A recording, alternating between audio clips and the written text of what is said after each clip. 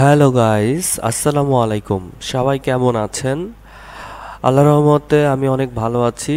আমি আশা রাখি আপনারাও অনেক ভালো আছেন। তো আজকে আরেকটি নতুন ভিডিও নিয়ে আপনাদের মাঝে হাজির হলাম। আজকের এই ভিডিওটিতে থাকছে আপনাদের কম্পিউটারে যদি কিবোর্ড নষ্ট থাকে। দেখা গেছে আমার কম্পিউটারটা কিবোর্ডটা নষ্ট হয়ে গেল, কিন্তু আমার কাজ তো চালায় নিয়ে যেতে হবে, তাই না?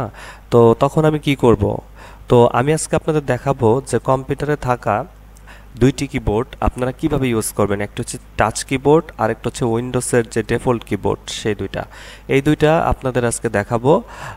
তাহলে আপনাদের কম্পিউটারে যদি আপনার কিবোর্ডটি যদি নষ্টও থাকে বা কম্পিউটারে যদি কিবোর্ড না থাকে ইন কেস, তো সেক্ষেত্রে আপনারা কাজ চালিয়ে নিয়ে যেতে পারবেন। তো তার আগে বলে নিচ্ছি, অবশ্যই আমাদের চ্যানেলটিকে সাবস্ক্রাইব করবেন এবং ভিডিওটি যদি ভালো লেগে থাকে অবশ্যই একটি লাইক করবেন এবং শেয়ার করে দিবেন, যাতে করে আপনার মতো যারা আছে, যারা এই জিনিসটা জানে না, তাদেরকে আপনারা জানিয়ে দিতে পারবেন শেয়ারের মাধ্যমে। তো শুরু করছি। তো ফার্স্টে আমরা কি কাজ করব? ফার্স্টে আমরা অবশ্যই চলে যাব সেটিংসে। ঠিক আছে, তো আমার এটা হচ্ছে Windows 11 interface, Windows operating system. তো আমরা ফার্স্টে চলে যাব হচ্ছে কম্পিউটারের কন্ট্রোল প্যানেলে, না, সেটিংস যেটা আছে সেই সেটিংসে। তো সেটিংসে চলে গেলাম। সেটিংসে চলে যাওয়ার পরে আসুক, সেটিংসে চলে যাওয়ার পরে দেখেন আপনার এই সাইডে পার্সোনালাইজেশন আছে।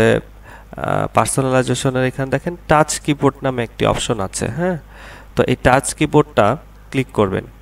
ক্লিক করার পরে দেখেন এখানে কিবোর্ড সাইজ, কিবোর্ড থিম, বিভিন্ন ধরনের থিম আছে। আর এই কি ব্যাকগ্রাউন্ড ওয়ান আছে, কি টেক্সট সাইজ স্মল আছে। তো আমি সবগুলো জিনিস দেখিয়ে দিব, খুব মনোযোগ সহকারে দেখবেন। তো দেখুন, আমরা ফার্স্টে টাচ কিবোর্ডটা আমাদের এই টাস্কবারে নিয়ে আসবো। যেহেতু আমি এটা অন করে রেখেছি আগে থেকেই, এখানে আমাদের টাচ কিবোর্ডটা শো করছে। তো এটা আপনারা কোথা থেকে শো করাবেন সেই জিনিসটাই মূলত দেখাবো। তো ফার্স্টে আমরা চলে যাচ্ছি হচ্ছে পার্সোনালাইজেশনে। তো সেখানে গিয়ে দেখেন এখানে একটু নিচে আসে দেখবেন টাস্কবার নামে একটা অপশন আছে।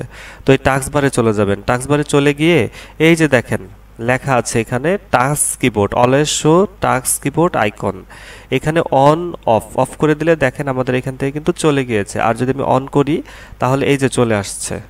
ঠিক আছে, তো এটা হচ্ছে টাচ কিবোর্ড। এখানে লেখা always show virtual touchpad icon. এটা ভার্চুয়াল টাচপ্যাড আইকন, এটা আর একটা ফাংশনের। যাই হোক, আমাদের দরকার হচ্ছে এইটা।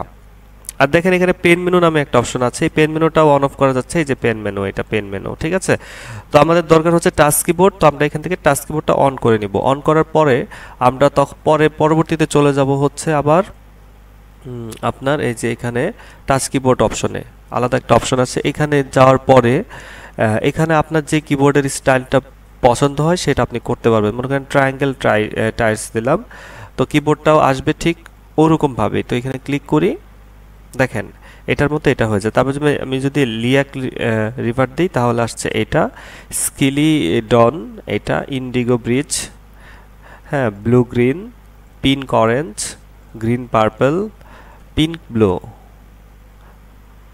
তো উপরে দেখি আমি ডিফল্ট হচ্ছে এটা, এটা হচ্ছে ডিফল্ট, এটা হচ্ছে লাইট, এটা হচ্ছে ডার্ক, এটা হচ্ছে ব্ল্যাক হোয়াইট। ঠিক আছে, এটা হলো প্লাটিনাম, এটা হচ্ছে ice blue, poppy red, colour pop. তো আমার কাছে মূলত লায়াক রিভারটাই বেশি ভালো লাগে। এটাও ভালো লাগে, এটাও সুন্দর, এটাও সুন্দর, তবে এটা আমি লায়াক রিভারই দিয়ে রাখি। তো এইখান থেকে আপনি স্টাইলটা কিবোর্ডে চেঞ্জ করে নিতে পারবেন। আর এইদিকে আরও অপশন আছে কিবোর্ডের। এখানে কিবোর্ড লেআউটে আপনার স্প্লিট, ট্র্যাডিশনাল, মানে বিভিন্ন ধরনের স্টাইল আর কি, hand writing, theme and resize. তো আমি দেখাচ্ছি রিসাইজটা। তো উপরে আসি একটু, দেখেন এখানে রিসাইজ আছে, সাইজ আছে। এটা যদি আপনি বড় করেন কিবোর্ডটা আলটিমেটলি বড় হবে।